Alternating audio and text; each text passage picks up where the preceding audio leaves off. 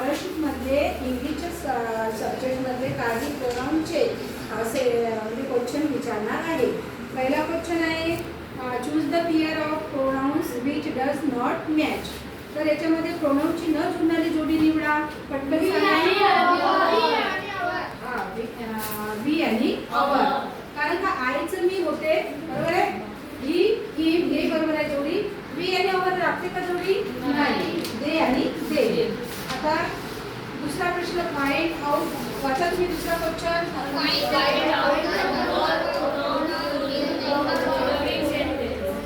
ते प्रोनाउनची संख्या शोधून काढा. सोपा क्वेश्चन आहे. शोधून काढा. कोणकोणते आहे सांगा पटापट.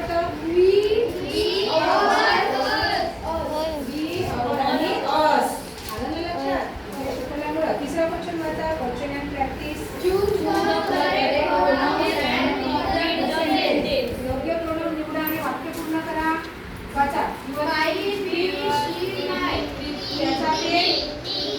माझ्यासोबत जवळ आहे का. Choose the incorrect pair of pronounce. वाचा. प्रोनाउनच्या जोडी निवडा. तिसरा क्वेश्चन का. चला वाच. तिसरा क्वेश्चन.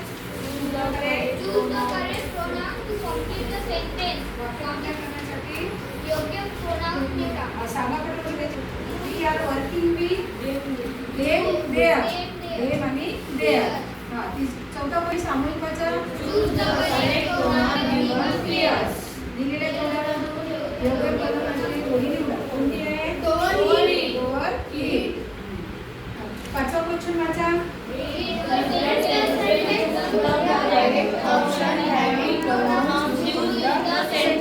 वाक्य वाचा.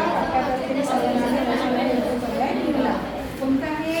विल आणि अस. सहावा क्वेश्चन वाचा. सामूहिक वाचा सगळ्यांनी.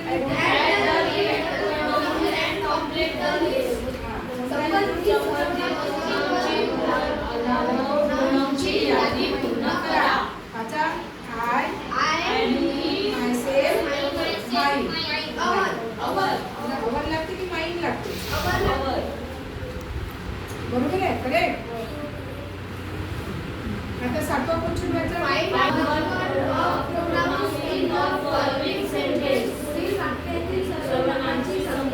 जोड्यात वाचा. सगळ्यांनी जोड्यात वाचा.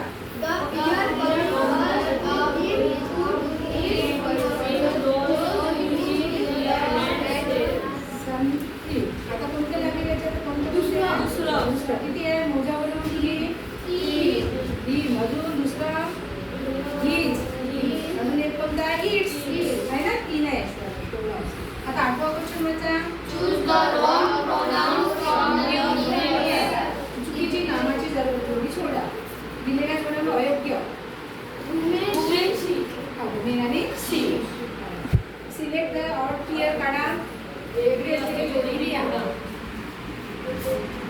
माय हाऊस आहे की माय इज अवर्स आहे. अवर्स आहे ती स्टोरी आहे. तीच गोष्ट.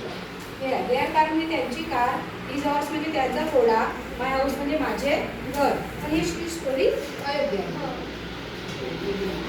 हां. आता फाइंड 10 क्वेश्चन वाचा. दिलेल्या वाक्यातील प्रोनाउन शोधा. It's very proud. कोणकोणत्या याच्यातून प्रोनाउन्स. कोणत्या प्रोनाउन्स. ही एकच आहे त्याच्यामध्ये प्रोनाउन्स आहे ना. एकच दिले आहे. 20 फक्त. छान झाला. सगळ्यांनी वाटत